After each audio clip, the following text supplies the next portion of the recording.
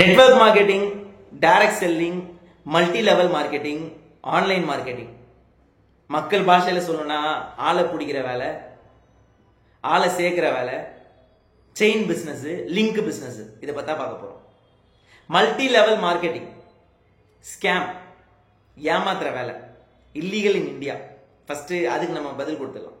ரெண்டு விஷயம். ஒன்னு, அரசாங்கம், இந்திய அரசாங்கம் அதுக்கு சட்டத்திட்டங்களை வகுத்திருக்கா இல்லையா? Point number 1. பாயிண்ட் நம்பர் 2, தார்மீக அடிப்படையில மனசாட்சியின்படி அந்த எம்எல்எம் பண்றது நேர்மையா, நேர்மைக்கு புறம்பான விஷயமா?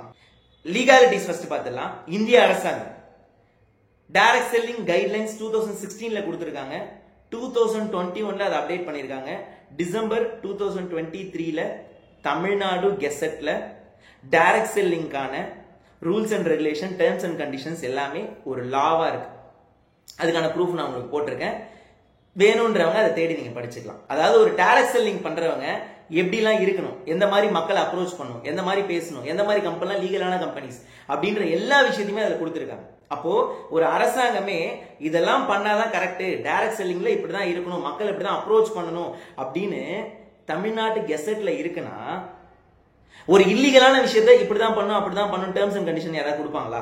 அப்ப பாயிண்ட் நம்பர் 1, டைரக்ட் செல்லிங் அப்படின்றது லீகல். ஆனா நம்ம பண்ற கம்பெனி, நீங்க இதுக்கு முன்னாடி பண்ண கம்பெனி லீகலா இல்லையா அப்படின்றது ஒரு கேள்விக்குறி. எது இல்லீகல்? சேல்ஸ் அப்படின்ற விஷயம் எங்க நடக்கலையோ அது இல்லீகல்.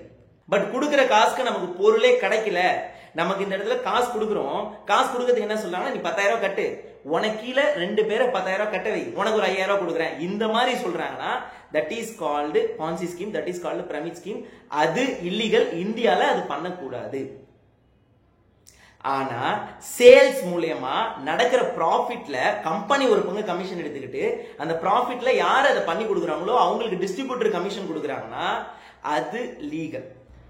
நானே 3 கம்பெனில ஏமாந்துருக்கேன். 4வதா ஸ்டார்ட் பண்ண கம்பெனி தான் ஆக்சிஸ் இந்தியா. குரோம்பேட்ல ஹெட் ஆபீஸ் இருக்கு, திருச்சியில ஹெட் ஆபீஸ் இருக்கு, இப்போ தெலுங்கானா, அந்த மாதிரி ஒவ்வொரு ஸ்டேட்டா வந்து டெவலப் ஆயிட்டு போயிட்டு இருக்கோம். சோ லீகலா நம்ம பாக்குறோம்னா கவர்மெண்ட் அப்ரூவல் மல்டி லெவல் மார்க்கெட்டிங்க்கு, நெட்வொர்க் மார்க்கெட்டிங்க்கு இருக்கா? எஸ், இருக்கு. எந்த கம்பெனி ஜஸ்ட் பணம் சம்பாதிக்கிறது மட்டும் இல்லாம மெம்பர்ஷிப்புக்கு காசு வாங்காம பொருளை சேல்ஸ் பண்றாங்களோ அவங்களுக்கு அப்ரூவல் இருக்கு, அதுவும் டேர்ம்ஸ் அண்ட் கண்டிஷன்ஸ் படி. ஆனா மெம்பர்ஷிப்புக்குன்னு காசு யாராவது வாங்குறாங்க, ஜஸ்ட் நீ 10,000 காசு கட்டு, உனக்கு பொருள் தரமான பொருள் கிடையாது, அப்படி யாரா கொடுக்குறாங்கன்னா தட் இஸ் இல்லீகல். இது பாயிண்ட் நம்பர் 1. பாயிண்ட் நம்பர் 2, தார்மீக அடிப்படையில மனசாட்சி பிரகாரம் இது நியாயமா அப்படின்னு நம்ம பார்த்துடலாம். முதல் விஷயம், இங்க நான் என்னோட கம்பெனி வச்சே சொல்றேன். ஆக்சிஸ் இந்தியால நான் 4,500 காசு கொடுக்குறேன்னா கொடுத்த காசுக்கு எனக்கு பொருள் வந்துடும், ஒர்த்தபிளான ப்ராடக்ட். 6,000 காசு கட்டுறேன்னா கொடுத்த காசுக்கு எனக்கு பொருள் வந்துடும், ஒர்த்தபிளான ப்ராடக்ட்.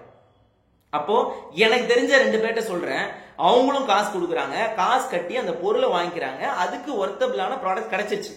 அவங்க வியாபாரம் பண்ணாலும் பண்ணலனாலும் அவங்களுக்கு எந்த நஷ்டமும் கிடையாது. ஏன்னா கொடுத்த காசுக்கு குவாலிட்டியான ஒர்த்தபிளான ப்ராடக்ட் அவங்களுக்கு ரீச் ஆயிடுச்சு. ஜஸ்ட் அவங்க தெரிஞ்ச 2 நபர்கள்ட்ட ரெஃபர் பண்ணாங்கன்னா, பிசினஸ் பண்ணணும்னு இறங்கி அந்த ஸ்கில்ஸை கத்துக்கிட்டு ரெஃபர் பண்ணாங்கன்னா இங்க அவங்களுக்கு வருமானம் வருது. சம்பாதிக்கிற ஒரு ரூபாய்க்கும் டாக்ஸ் கட்டி சம்பாதிச்சிட்டு இருக்கும், டிடிஎஸ் டாக்ஸ் கட்டி சம்பாதிச்சிட்டு இருக்கும். சோ இது எங்க இதுல ஏமாத்துற பிசினஸ் இருக்கு? எனக்கு புரியல. ஏமாத்துற வேலை எங்க இருக்கு? கொடுத்த காசுக்கு பொருள். அப்ப அந்த இடத்துலயே கஸ்டமரா நான் சாட்டிஸ்ஃபை ஆயிட்டேன். இங்க ஏமாத்துறதுக்கு என்ன இருக்கு? பல நபர்களோட பிரச்சனை என்னன்னா, நம்ம எங்கேயோ போய் ஏதோ ஒரு இடத்துல ஏமாந்துட்டு, ஏன்னா இந்த பிசினஸ் நான் கொடுக்கும்போது அப்படின்னு சொல்லுவாங்க, 1990லே பார்த்துட்டேன், 1980லே பார்த்துட்டேன். 1980ல ஆக்சிஸ் ஒரு கம்பெனியே இல்ல, ஏதோ ஒரு இடத்துல எங்கேயோ ஏமாந்துட்டு எல்லாமே இப்படிதான் அப்படின்ற மனநிலை இருந்தா நம்மளால ஜெயிக்கிறதுக்கு வாய்ப்பே இல்லை. ஆக்சிஸ் இந்தியா பண்ற ஒவ்வொருத்தரும் கிளியரா இருக்கு. கிளியரா போய் மக்கள்கிட்ட பேசுங்க, தெளிவா சொல்லுங்க. புரிஞ்சுக்கிறவங்க புரிஞ்சுக்கிட்டோம், புரியாதவங்க இதெல்லாம் சொன்னதுக்கு அப்புறமும் இப்படிதான் பேசுவீங்க, இதெல்லாம் ஏமாத்துவீங்க, எனக்கு தெரியும், நான் பார்க்காததா அப்படி இப்படி திட்டுறதுக்கு 10 பேர் வரதான் செய்வாங்க. அதுக்கு நான் என்ன பண்றது? ஏற்கனவே என்கிட்ட 1 கோடி ரூபாய் இருக்குன்னா அந்த 1 கோடி ரூபாய் 10 கோடி ரூபாய் மாத்துறதுக்கு 1000 வழி இருக்கு. நான் கஷ்டப்பட்டுட்டு இருக்கேன். நானே 10-15,000 ரூபாய் சம்பளத்துக்கு வேலைக்கு போயிட்டு இருக்கேன்.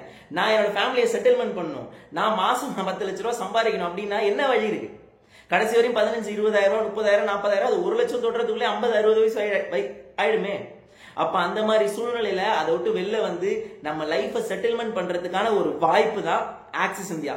அந்த ஆக்சிஸ் இந்தியால எம்பையர் விக்டரி டீம்ல நம்ம டிராவல் பண்ணிட்டு இருக்கோம். அந்த விக்டரி டீமோட சிஸ்டமை நீங்க எடுத்து டிராவல் பண்ணீங்கன்னா நிச்சயமா உங்களோட சக்சஸ் உறுதி. இதை தாண்டியும் ஃபர்தரா உங்களுக்கு ஏதாவது பேசணுமா, நீங்க கான்டாக்ட் பண்ணலாம். டைரக்டா மீட் பண்ணுமா, நான் மயிலாடுதுறையில இருப்பேன், சென்னை குரோம்பேட்ல இருப்பேன். கண்டிப்பா மீட் பண்ணலாம்.